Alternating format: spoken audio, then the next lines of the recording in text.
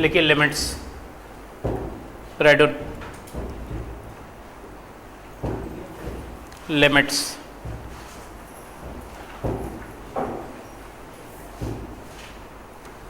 लिखो indeterminate forms,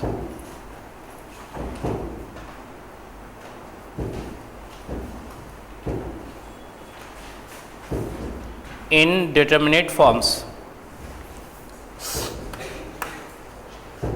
लिखा आपने। रेडन स्टेटमेंट लिखिए f of function f x, लिखिए f of function f x takes the following forms. If a function fx takes the following forms at x is equal to c. If a function fx takes the following forms at x is equal to c, लिखिए that is 0 by 0, that is 0 by 0, infinity by infinity, 0 into infinity, ठीक है, infinity raised to power 0, 0 raised to power 0, infinity minus infinity, ठीक है। Count किया आपने, count करो जरा, 1 2 3 4 5 6, एक और लिखो 1 रेज़ टू पावर इन्फिनिटी, कितने हुए टोटल? 7। लिखिए then they are called indeterminate, लिखिए then they are called indeterminate at x is equal to c, then they are called indeterminate at x is equal to c. देखिए next line, only limiting value, only limiting value of these forms, only limiting value of these forms can be obtained, only limiting value of these forms can be, क्या लिखा आपने? obtained। मतलब आप सिर्फ इसकी limiting value निकाल सकते हो, रादर से लेफ्ट हैंड लिमिट निकाल सकते हो, राइट हैंड लिमिट निकाल सकते हो, लेकिन फंक्शन सी पे आप नहीं निकाल सकते हो फंक्शन की वैल्यू, क्योंकि सी पे आपका फॉर्म क्या है? इनडिटरमिनेट। इनडिटरमिनेट फॉर्म्स कितने होते हैं? 7। इसका मतलब लिमिट भी 7 तरह की ही पढ़ी जाती है, ये बात समझिएगा। जितने इनडिटरमिनेट फॉर्म्स हैं उतनी ही तरह की लिमिट होती है। एक एग्जिस्टेंस वाला काउंट यदि करते हैं आप, तो टोटल एग्जिस्टेंस मिला के ये 7 और एक एग्जिस्टेंस कितने हो गए? 8। बस 8 टाइप की ही लिमिट एग्जिस्ट करती है रियल वर्ल्ड में, बाकी कोई लिमिट का आपको पढ़ने की ज़रूरत नहीं। बस 8 टाइप्स ऑफ लिमिट ध्यान रखिएगा एग्जिस्टेंस मिलाकर, वैसे तो 7 ही है। जितने इंडिटरमिनेट फॉर्म्स हैं उतने लिमिट की नॉलेज आपकी होनी चाहिए। क्लियर? बात समझ में आ गई इतनी? इसमें से मेन फॉर्म है ये, कौन है मेन फॉर्म? 0 by 0, ये आपका मेन फॉर्म। रिमेनिंग 6 इस 0 by 0 में कन्वर्ट होता है, that's why we call it indeterminate. Main form is remaining 6 are converted into 0 by 0, that's why we call it indeterminate. मैं आपको कन्वर्ट करके दिखा रहा हूँ। लिखिए first one, infinity by infinity can be written as 1 by 0, 1 by 0. So ultimately 0 by 0. पक्का? लिखिए second one, 0 into infinity, 0 into 1 by 0, ultimately 0 by 0. Third one, infinity minus infinity, that is 1 by 0 minus 1 by 0, ultimately 0 by 0. Fourth one, 0 raised to power 0 can be written as 0 raised to power 1 minus 1, can be written as 0 raised to power 1, 0 raised to power 1. So ultimately 0 by 0. Fifth one, infinity raised to power 0 can be written as infinity raised to power 1 minus 1. So finally infinity by infinity. Confirm? This can be written as 1 by 0, 1 by 0. That is ultimately 0 by 0. समझ में आ रही बात? अब रह गया कौन सा? 1 raised to infinity. बाकी सारे हो गए आपके. लिखिए sixth one, 1 raised to infinity. लिखा आपने? आपको इसे लिखने आना चाहिए e raised to log 1 raised to infinity. कभी ऐसा फॉर्मूला पढ़ा है आपने जिसका बेस ऑब्वियसली ही है? हाँ ही नहीं.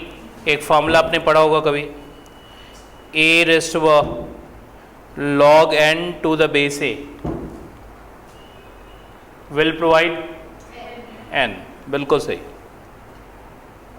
So e raised to log 1 raised to infinity to the base e will provide 1 raised to infinity. Will provide 1 raised to infinity. आप इसे लिखो infinity outside log 1.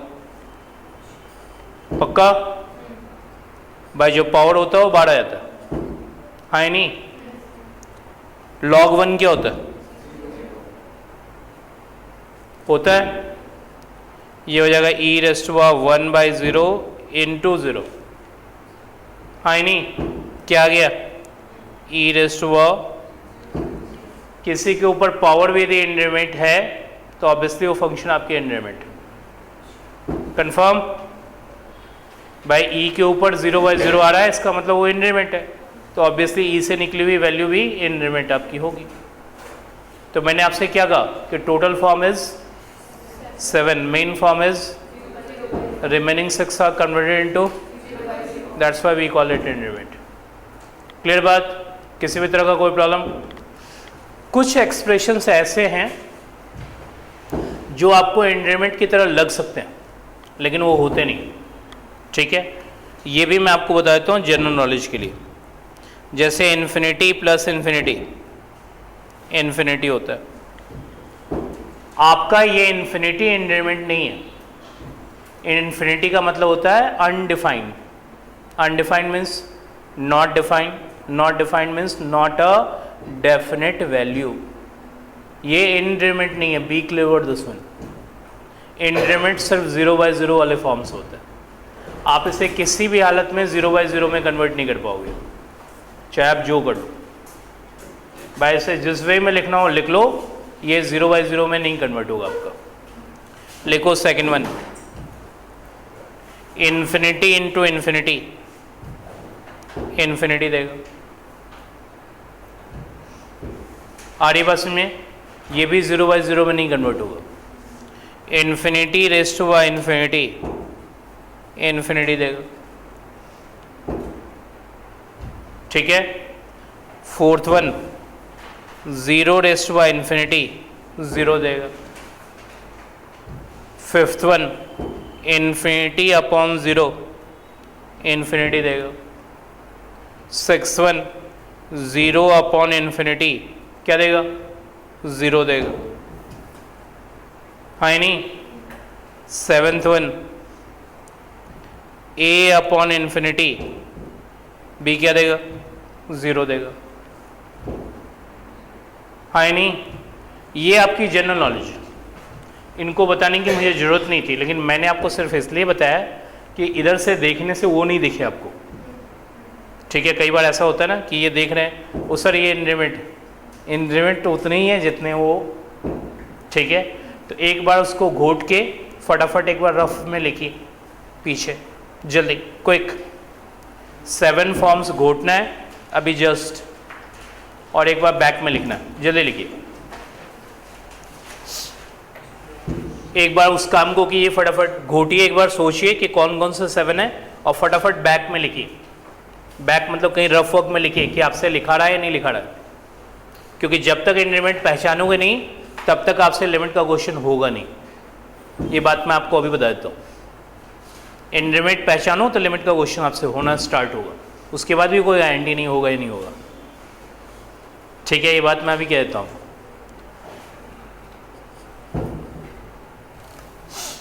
फटाफट याद करके एक बार बैक पे लिखो।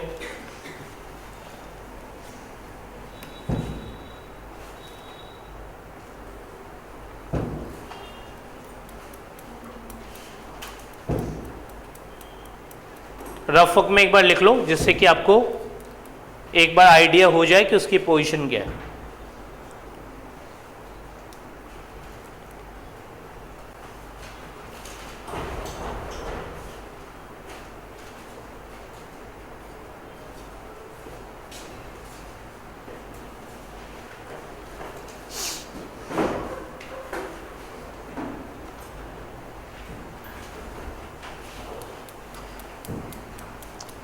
अब जो आए हो बैक पीछे से, उसमें टॉपिक लिख लेना, लिमिट्स लिख लो।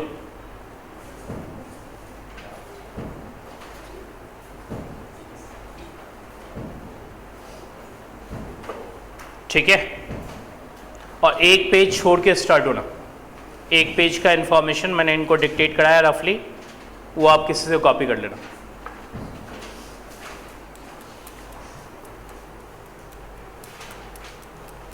सब लोगों ने लिख लिया?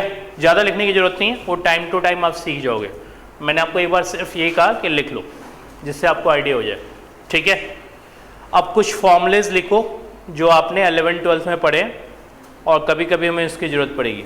ठीक है, लिखो फॉर्मूलेज।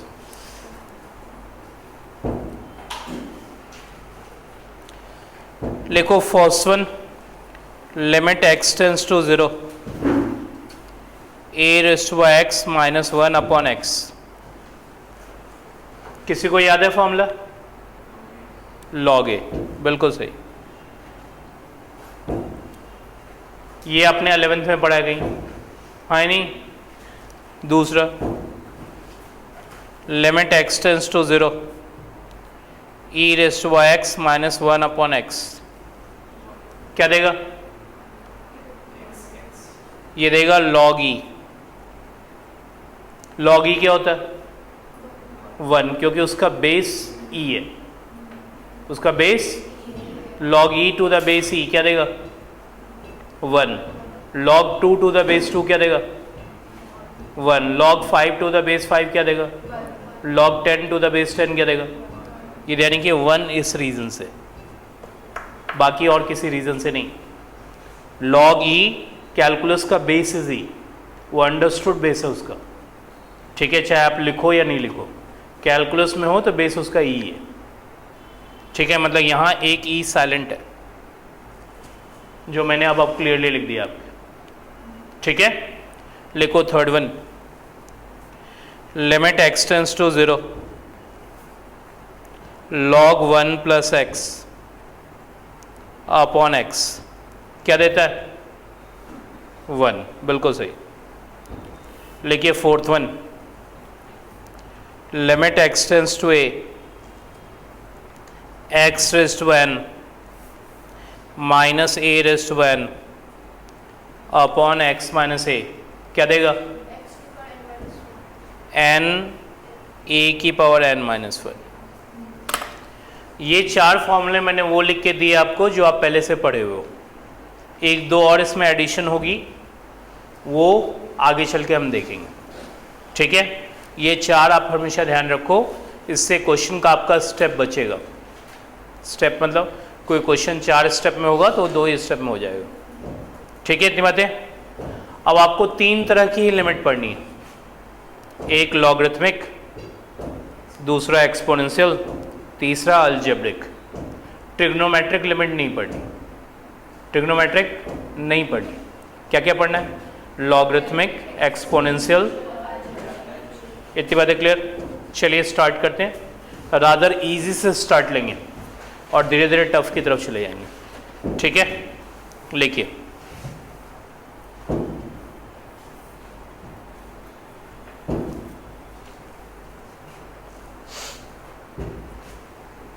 पहले ही बताइए जो मैं आपसे पूछूंगा, आपको लिमिट में 7 फॉर्म्स याद हो गए, क्योंकि वो बहुत जरूरी है। पहला फॉर्म क्या होता है? 0/0।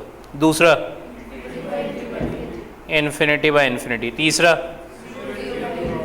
0 इंटू इन्फिनिटी। नेक्स्ट इन्फिनिटी की पावर। नेक्स्ट 0 की पावर 0। कितने हो गए? 5। 6th one infinity minus infinity. 7th one देख के तो नहीं बता रहे थे? हाँ, ये बात ध्यान रखिएगा, देख के बताने का कोई फ़ायदा नहीं, बस ऐसे बिल्कुल याद रहनी चाहिए आपको, ठीक है? क्योंकि हम लिमिट इन्हीं के रीज़न से पढ़ते हैं। क्लियर? ये लिमिट फॉर्म नहीं है तो मेरे हिसाब से लिमिट की ज़रूरत नहीं पड़ेगी आपको उतनी ज़्यादा। क्लियर? अब स्टार्ट हुई क्वेश्चन। लेकिन limit x tends to 2 under root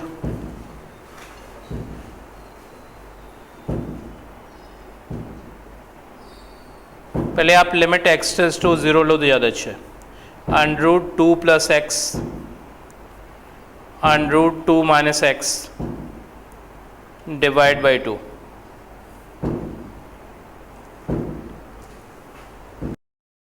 ठीक है? क्या करेंगे? जल्दी बताइए क्या करेंगे? रेशनलाइज। ध्यान रखिएगा, रेशनलाइज इन सब के बाद में अराइज होती है। सबसे पहले जब लिमिट मिले तो आपको ये जो वैल्यू है इसके अंदर रख देनी। क्या आ जाएगा? 2 plus 0 root 2, 2 minus 0 root 2, root 2 minus root 2 divide by 2। किसी भी रेशनलाइजेशन फैक्टराइजेशन की जरूरत नहीं है आपको। रेशनलाइजेशन फैक्टराइजेशन की जरूरत उस समय पड़ेगी जब आप वैल्यू सबस्टिट्यूट कर दोगे और इनमें से कोई फॉर्म मिले। बात समझ में आई या नहीं आई? तो रेशनलाइजेशन फैक्टराइजेशन स्टार्ट करनी। जब तक इधर से कोई फॉर्म नहीं मिलता आपको, तो आपको रेशनलाइजेशन फैक्टराइजेशन करने की जरूरत नहीं है, सीधा आपको आंसर मिल जाएगा सबस्टिट्यूट करते ही आंसर। समझ में आई बात? तो लिखिए this is equal to 2 plus 0 2 minus 0 divide by 2, that is root 2 minus root 2 divide by 2, 0 divide by 2 that is 0। ये क्लियर? सबको क्लियर? दूसरा लिखो,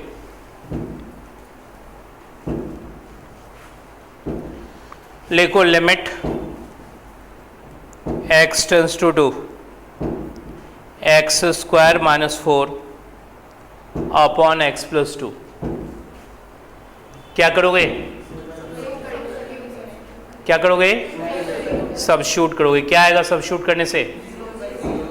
4 माइनस 4 0 और 2 प्लस 2 4। तो मुझे देखिए 0 डिवाइड बाई 4, किसी भी तरह का कोई फैक्टराइजेशन करने की जरूरत नहीं है। समझ में कुछ बात आ रही है? हाँ ही नहीं? क्लियर? अब आओ थर्ड वन, लिखो लिमिट x टेंस टू 3। लिखा आपने? आगे लिखो x square minus 9 upon x minus 3। ठीक है? अब 3 सबस्टिट्यूट करो। सबसे पहले क्या करते हैं? सबस्टिट्यूट। क्या आएगा? 9 माइनस 9 क्या होता है? और 3 माइनस 3, तो लिखो 0/0 फॉर्म। क्लियर? आ गया 0/0 फॉर्म? क्या इन 7 फॉर्म्स में से है? अब आपको जो प्रोसीजर आता है वो करो। क्या आता है? फैक्टराइज करना। फैक्टराइज ना, लिखो limit x tends to 3 x minus 3 x plus 3 upon, बताओ, इस फैक्टर को कैंसिल आउट कर देना और जो रह गया वो सबस्टिट्यूट कर दो। 6। समझ में आई बात? पक्का? फैक्टराइज करने के बाद वो टर्म एलिमिनेट, वैल्यू सबस्टिट्यूट।